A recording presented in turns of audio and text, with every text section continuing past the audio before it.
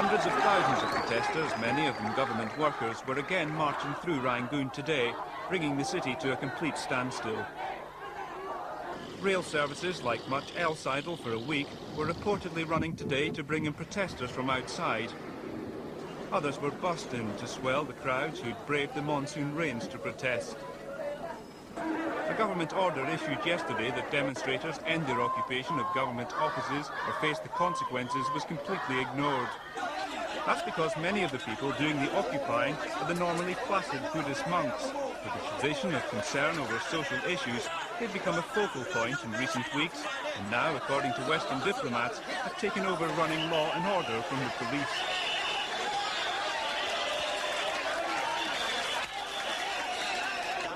The army, who 3 weeks ago opened fire into the crowds, killing hundreds of people, reduced now to sitting on the sidelines. Up to 40 towns have set up people's committees to run their own affairs.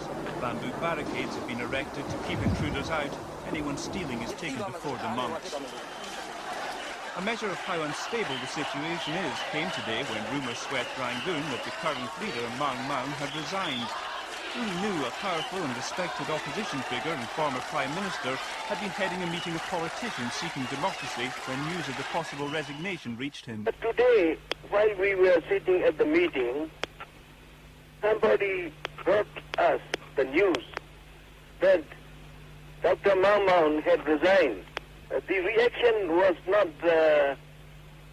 neither good nor bad. It is just indifferent. Because if Maung Maung resigns, someone will take his place.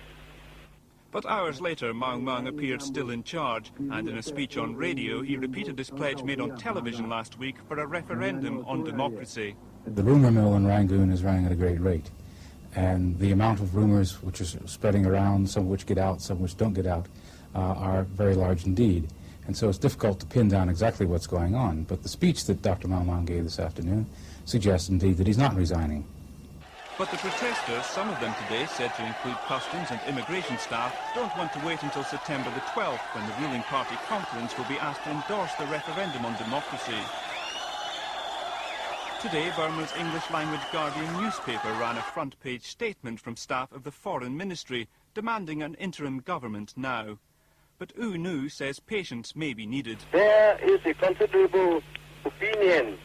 We should wait, because they wanted to give a chance to the government, a chance to put their program through.